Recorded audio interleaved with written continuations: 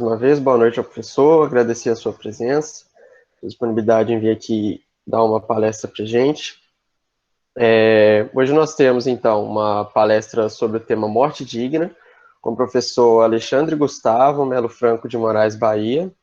Ele é graduado em Direito pela UFMG, mestre em Direito Constitucional pela UFMG, doutor em Direito Constitucional pela UFMG, pós-doutor pelo Instituto de Saúde Pública da Universidade do Porto. Ele é professor associado do Departamento de Direito da UFOP e do IBMEC-BH, também membro da Comissão Nacional da Diversidade Sexual da OAB, presidente da Comissão Estadual da Diversidade Sexual da OAB-MG e membro do Instituto Brasileiro de Direito Processual. Hoje nós vamos tratar acerca do tema morte digna, como foi falado anteriormente, e na imagenzinha de divulgação da palestra a gente até colocou um memento mori, que é uma frase grega do latim, utilizada muito pelos romanos também, que significa lembre-se de que você vai morrer, seja humilde, pois você vai morrer, e é um fato que acometerá a todos nós, mais cedo ou mais tarde, esperamos que mais tarde. E diante de todo esse contexto que vem ocorrendo, diante de todas as tristezas, a gente achou que seria um tema muito interessante, já que muitas vezes, principalmente no direito, a gente trata muito acerca da dignidade humana, falamos muito da vida digna. E por que não falar sobre a morte digna também, já que isso perpassa pela esfera do humano. Então, é com você, professor. Boa noite.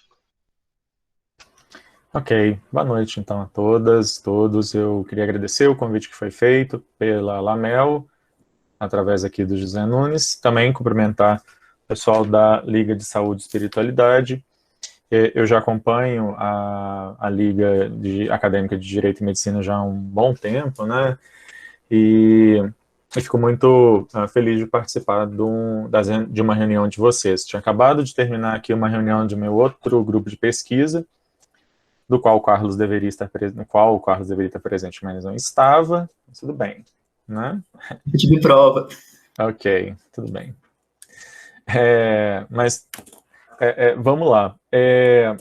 Falar sobre morte digna é um negócio que causa bastante espécie, né? Causa bastante surpresa, tanto quando a gente pensa o direito, quanto quando a gente pensa a medicina.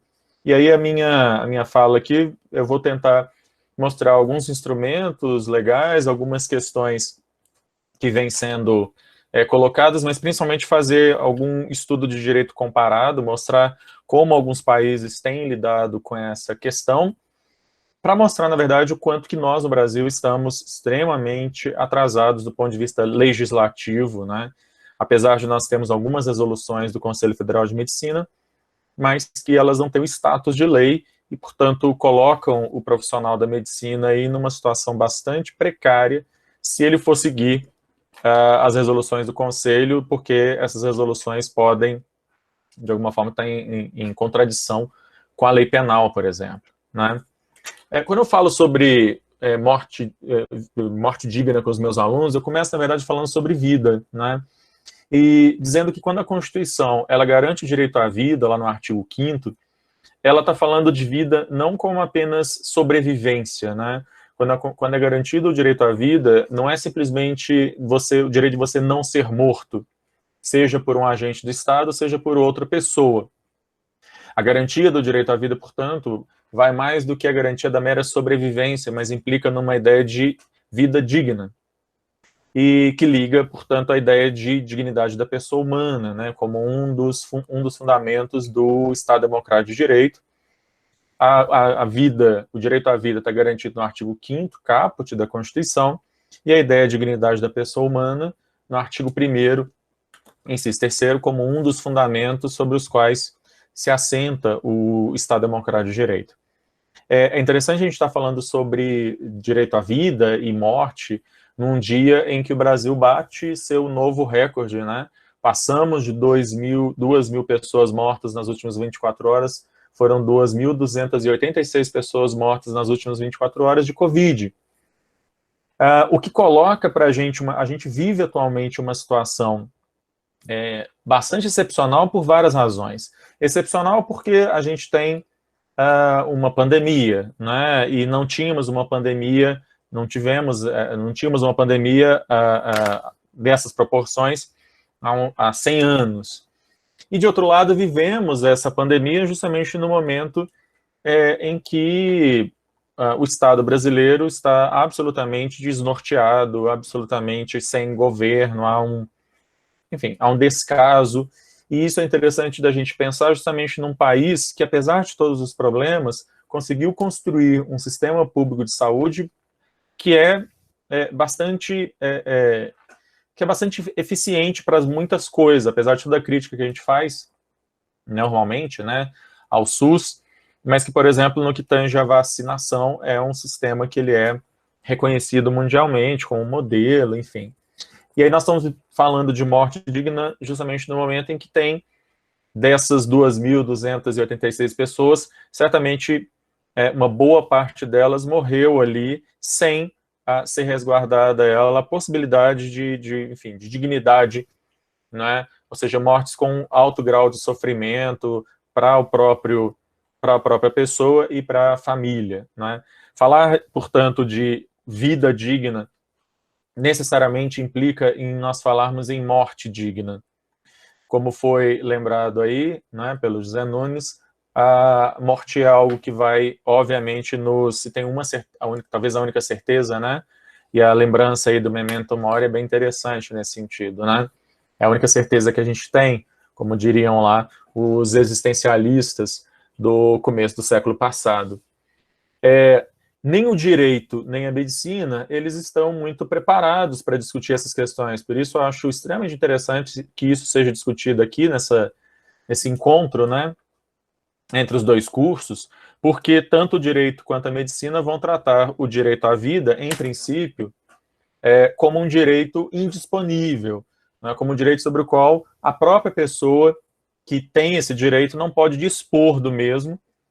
É por isso, por exemplo, que a nossa legislação vai nos obrigar a usar cinto de segurança, vai nos obrigar a usar capacete quando estivermos numa moto, porque, na verdade, a ideia de que eu vou proteger, direito, né, eu, Estado, vou proteger a sua vida, ainda que contra a sua vontade, né? E essa perspectiva de um direito que, afinal de contas, é garantido, mesmo contra a vontade da pessoa, é que dá meio que o tom para as discussões que a gente vai ter aqui quando fala de morte digna. É interessante porque o Congresso Nacional Brasileiro, ele já foi chamado a falar sobre essas questões mais de uma vez. Já houve vários projetos de lei no Congresso para falar sobre eutanásia, mas também para falar sobre ortotanásia, suicídio assistido, e mesmo se a gente for extrapolar um pouquinho a própria questão do aborto. E, no entanto, o Congresso Nacional Brasileiro reiteradamente se recusa a discutir essas questões. Não é nem que o Congresso diga que é contra ou a favor. Na verdade, ele não diz, ele se mantém inerte, porque temem os parlamentares perderem o voto, se manifestarem de um lado, perderem o voto de quem é contra, e se manifestarem no sentido oposto, perderem o voto do outro lado. Então, preferem fingir que esse problema simplesmente não existe. No entanto, esse é um problema que existe, né? As questões relativas a garantir a uma pessoa, no momento de morte, né, ou de doença incurável, de sofrimento intenso, garantir a essa pessoa uma morte que possa ser digna, é algo que vai nos desafiar como profissionais, tanto da área do direito, quanto da área da medicina, e, portanto, é uma questão que precisa ser enfrentada, e não falar nada, né, fingir que esse problema não existe, obviamente não faz com que ele desapareça. O Poder Judiciário no Brasil, ele teve pelo menos 2 oportunidades de indiretamente tratar dessas questões. Quando o STF, na DPF 54 e na ADI 3510, ele decide sobre o aborto de anencéfalos no primeiro caso e sobre a pesquisa com células-tronco no segundo caso, ele, STF, indiretamente toca, ainda que eles digam que não estão fazendo isso, mas eles de alguma forma indiretamente tocam na questão sobre quando é que eu considero que uma pessoa está viva. Porque se, pelo critério do STF, na DPF 54, eu vou considerar que um feto anencefálico, como ele não teve a formação do encéfalo, ele então não tem, eu posso fazer a interrupção voluntária, né, da gravidez, essa mulher vai poder fazer essa interrupção voluntária da gravidez sem que isso seja configurado como um crime de aborto, o que faz com que, de alguma forma, a gente possa definir aí que a ausência de atividade encefálica caracterizaria a ausência de vida, o que pode nos dar alguma pista quando a gente pensa em questões como manutenção em ad infinitum aí, de uma pessoa ligada por aparelhos, de uma pessoa sem atividade, né, neural praticamente nenhuma, mantida por aparelhos, enfim.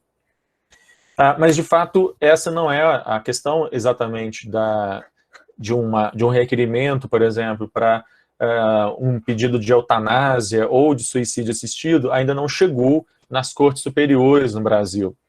A gente tem um caso famoso sobre isso na Espanha, que deu origem, inclusive, a um filme, né, o Mar Adentro. Quem não assistiu, acho que vale a pena, muito a pena assistir, que fala justamente sobre um caso em que uma pessoa, um rapaz, que já havia passado, acho que 20 anos, paraplégico, tetraplégico, não, acho que no caso dele, inclusive, e ele, então, requer judicialmente que lhe seja autorizado fazer a prática do suicídio, né, ajudado ali, assistido não por um médico, não por uma equipe médica, mas pelos seus amigos. Isso é negado, e ele, no entanto, segue adiante aí, e aí eu já estou dando spoiler do filme, mas enfim, é um filme já bem antigo, eu acho que não tem tanto problema, assim, de dar spoiler do filme, mas eu acho que de qualquer forma vale a pena conhecer aí essa história. Tem um outro filme também, também baseado em fatos reais, como esse primeiro, que se chama O Escafandro e a Borboleta, que fala de um francês com uma doença degenerativa extremamente agressiva, e ele também tem toda essa discussão sobre ele permanecer vivo ou não, enfim, o que significa estar vivo e etc. Quando a gente está falando de morte digna, nós estamos falando de questões que extrapolam o âmbito da ciência, né? Seja da ciência do direito, seja da ciência médica. Nós estamos falando de questões que tocam em coisas muito profundas dos nossos sentimentos, né? Ou seja, é uma coisa que está para além da razão, e ela toca em questões morais e religiosas que são de alta indagação, e que, obviamente, não podem ser descartadas na discussão, mas também, por outro lado, não podem ser aquilo que determina a forma como nós vamos decidir como comunidade, e eu estou pensando na formação, né, de leis, obviamente, argumentos religiosos, morais, éticos, pragmáticos, etc., jogam um peso importante na formulação, em se pensar leis sobre isso, mas não podem dar a última palavra sobre essas questões. Portugal, recentemente mesmo, agora, em 2021, o parlamento aprovou uma lei permitindo a eutanásia,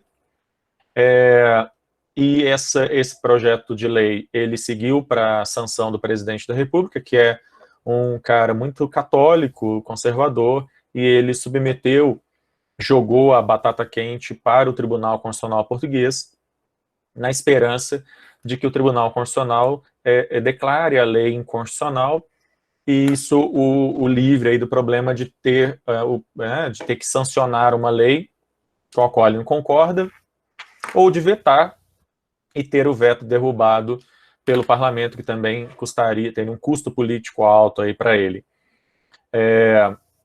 Essa é uma questão que ainda o Tribunal Constitucional português ainda vai ter que falar sobre isso. Quando a gente está falando sobre morte digna, quando a gente está falando sobre direito à vida, nós estamos falando, tanto em outro caso, com uma série de outros direitos fundamentais que estão diretamente relacionados. É importante a gente pensar que quando a gente está falando de direito à vida e direito à morte, a gente está falando de autonomia, né? A gente está falando de liberdade, a gente está falando de uma pessoa poder determinar a sua própria existência, não é? Uma existência que vale a pena, uma existência que seja significativa para aquela pessoa. E que liberdade e autonomia também são direitos fundamentais garantidos pelo direito e que, portanto, levam a que, por exemplo, o Código Civil, lá no artigo 15, quando ele vai falar sobre tratamento médico, ele estabeleça que o médico deve esclarecer o seu paciente sobre o tratamento que ele está propondo, os riscos, e que esse tratamento só deve ser utilizado caso a pessoa formalmente concorde com aquele tratamento. E então percebam, mesmo a lei civil, de alguma forma, vai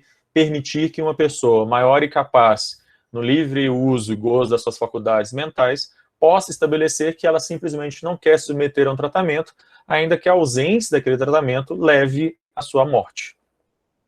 Aqui, então, a gente já começa a ter algumas pistas de algo que a gente poderia construir em torno disso.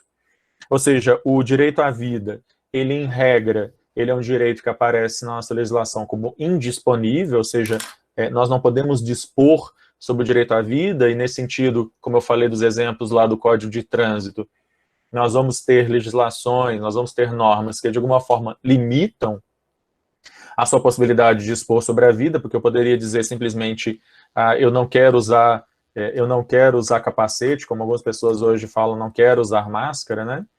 E, no entanto, nós vamos ter uma série de sanções, nós vamos ter uma série de imposições aí para que as pessoas usem máscara ou para que elas usem capacete, ainda que, no caso de uma doença transmissível, né, você ainda tem um argumento de que aquela pessoa, ao não usar máscara, ela prejudica a si e a outras pessoas. Mas no caso do capacete, por exemplo, quem vai eventualmente se arrebentar sou só eu. E, no entanto, o Estado me proíbe de andar sem capacete quando eu estiver de moto. Mas mesmo aí, então, a vida ela não é um direito totalmente indisponível. E uma questão que eu gosto muito de chamar a atenção quando eu falo sobre direitos fundamentais com meus alunos é que não existe hierarquia entre os direitos fundamentais previstos na Constituição. Todos os direitos fundamentais estão no mesmo plano.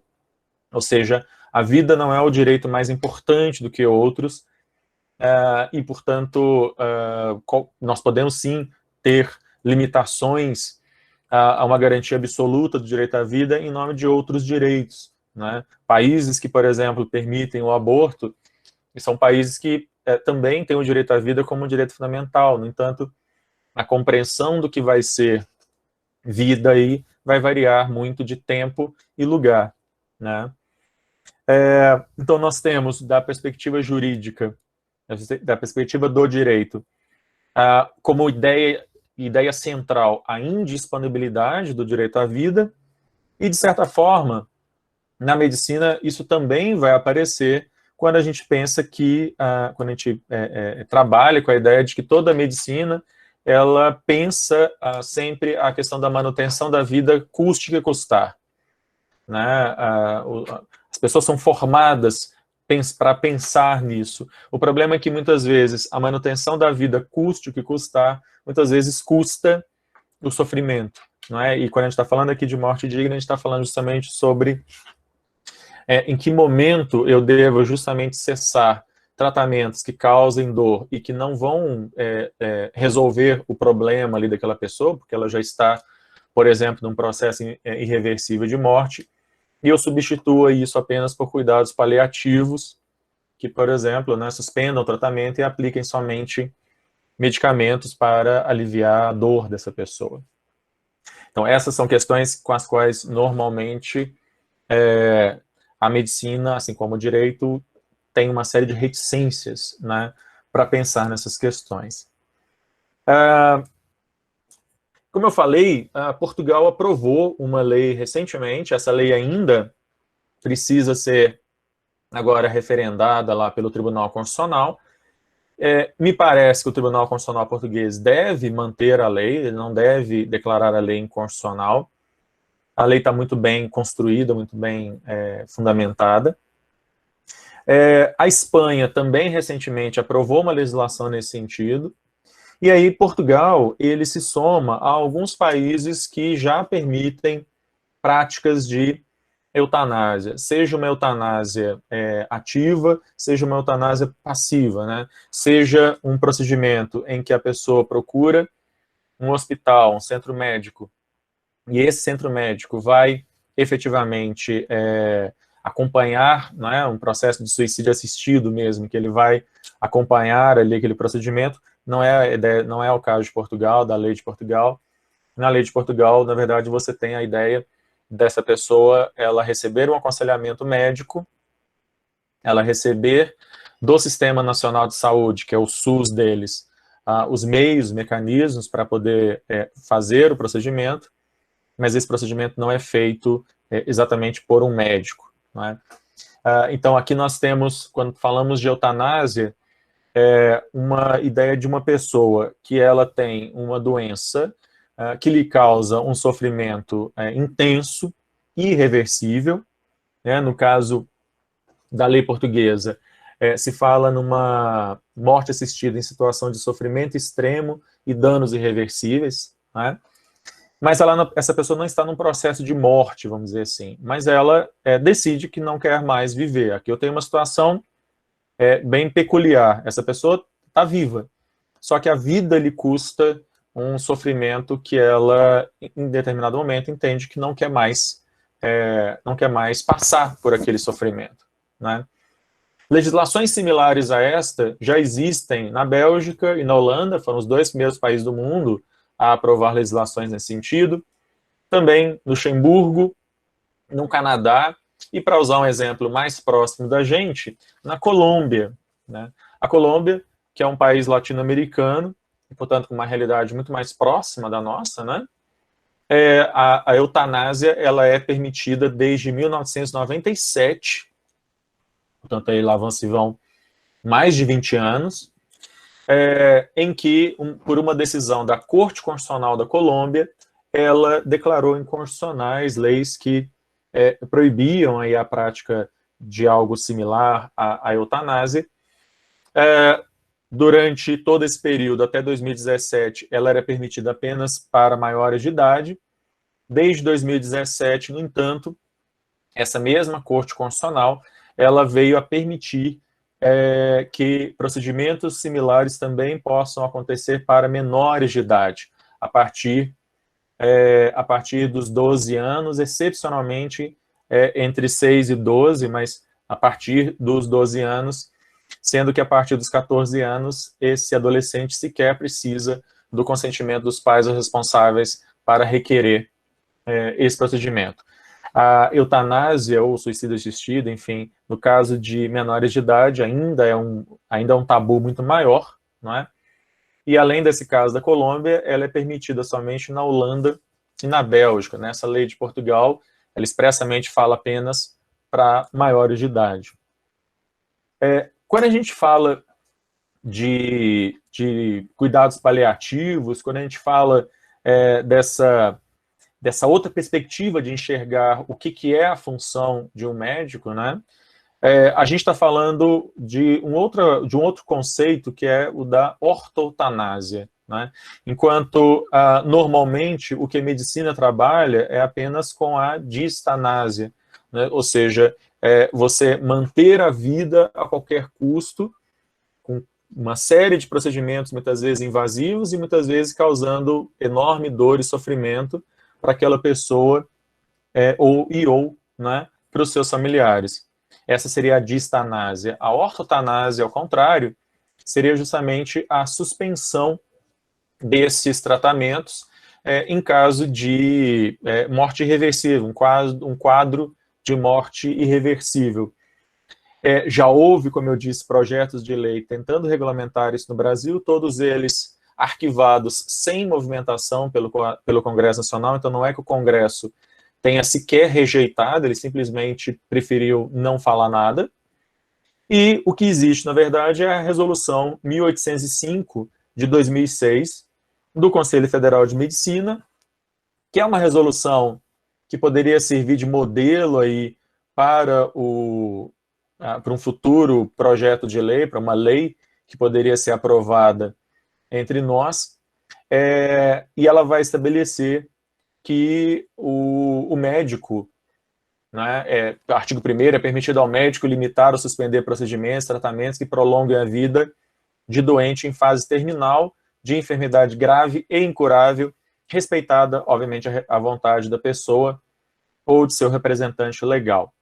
Então, a gente tem uma resolução que causa um problema muito sério, né? E aí eu sempre falo com amigos meus que são médicos sobre essa resolução no seguinte sentido: olha, pode ser que você faça uma coisa dessas e não tenha problema nenhum. Ou pode ser que você siga essa resolução e você não vai ter nenhum problema com o conselho, mas pode ter problema com o Ministério Público. Porque como é apenas uma resolução, o que vale acima dela é o Código Penal. E o Código Penal vai qualificar esse tipo de atitude como omissão de socorro e ou homicídio mesmo. Então, assim, jamais recomendaria para um médico que no Brasil fizesse esse tipo de situação, a menos que ele tivesse muita segurança com relação à família dessa pessoa, a certeza de que ele não seria denunciado, porque se ele for denunciado, ele realmente pode chegar a ter algum promotor, enfim, mal intencionado, porque eu acho que essa é a única palavra que eu posso utilizar aqui numa coisa gravada, né? E que leva uma coisa dessas adiante, né? Uma outra coisa que eu queria chamar a atenção, aí também usando o exemplo de Portugal, é que Portugal tem, desde 2006, aliás, desde 2012, Portugal tem uma lei que trata do chamado testamento vital ou diretivas antecipadas de vontade. E na legislação portuguesa, a gente vai ter então a possibilidade de uma pessoa deixar por escrito, existe um sistema de registro próprio para isso, mas também pode ser deixado em cartório, uma pessoa em que ela declara, né, ela deixa declarado ali a quais tratamentos ela quer e a quais tratamentos ela não quer submeter, caso em algum momento ela não possa mais expressar sua vontade, né? Sendo certo que, se ela for maior de idade capaz, ela sempre pode se recusar a submeter a qualquer tratamento, mas se ela estiver numa situação em que ela não pode se manifestar, poderia, então, se valer aí o representante legal dessa pessoa, um familiar, poderia sacar aí, então, esse testamento vital. Inclusive, a pessoa poderia, ao invés de deixar isso por escrito, nomear, na verdade, pelo mesmo instrumento aí, um representante legal de saúde, que teria, então, o poder de dizer, em nome da pessoa, que já não pode mais se manifestar, quais tratamentos ela quer e quais tratamentos ela não quer ser submetida. Essa é uma lei que, portanto, existe aí há quase 10 anos em Portugal, ela é de 2012, e no Brasil a gente tem a resolução também de 2012, a resolução do Conselho Federal de Medicina, número 1995, que também trata das chamadas diretivas antecipadas de vontade. E, mais uma vez, ela cai no mesmo problema da outra resolução. É que, se esse médico for seguir o que está escrito ali, né, for apresentado a ele o testamento vital, né, da pessoa, isso não impede, no entanto, que esse médico possa ser eventualmente processado por omissão de socorro, homicídio, enfim, porque, da mesma forma que no caso da ortotanásia, também já houve projetos de lei sobre isso no Congresso, e também o Congresso Nacional não permitiu, né, que essa discussão seguisse adiante, arquivou o projeto sem finalizar a discussão. Um país que é interessante a gente mencionar também é a Alemanha. Na Alemanha, a gente havia uma permissão de clínicas privadas poderem fazer o procedimento do suicídio assistido pago, né? E por causa disso, em determinado momento, o parlamento alemão aprovou uma lei proibindo qualquer forma de suicídio assistido que tivesse aí alguma relação comercial, né? Em fevereiro de 2020, em fevereiro do ano passado, então, portanto, um pouco mais de um ano, o Tribunal Constitucional da Alemanha declarou inconstitucional essa lei e fez voltar a valer a possibilidade do suicídio assistido na Alemanha, né?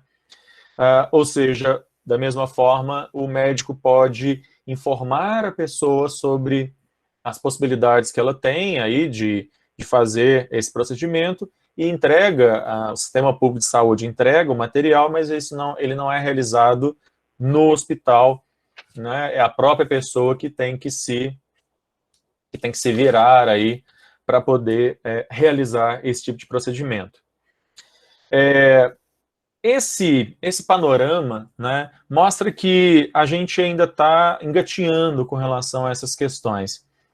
Não debater isso, né, fingir que essas questões não existem, fazem com que uma série de pessoas passem por situações de grande sofrimento.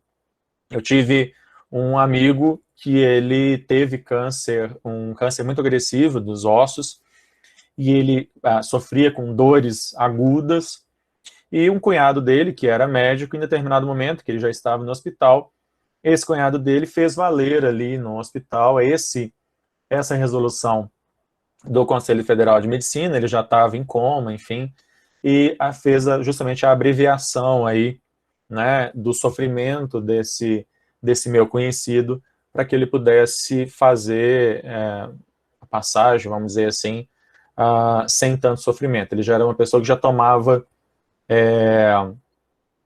como é que chama aquele medicamento para dor intensa? Fugiu agora o nome. Tô com insulina na cabeça. Enfim, a secção da medicina aí, gente. Como é que chama o medicamento lá? Morfina? Morfina. E aí já tomava morfina diariamente, já era uma coisa, assim, bem bizarra. O que ele viveu nos últimos dias de vida dele, até que ele conseguiu, aí, por causa desse cunhado dele que era médico, que fosse aplicada aí a resolução de ortotanásia, né, e, enfim. Bom, eu acho que é basicamente isso. Eu queria, na verdade, levantar algumas questões, mostrar um pouquinho sobre como é que alguns outros países que já permitem situações assim, como é que eles tratam, e aí, enfim, fico agora à disposição aí para a gente debater.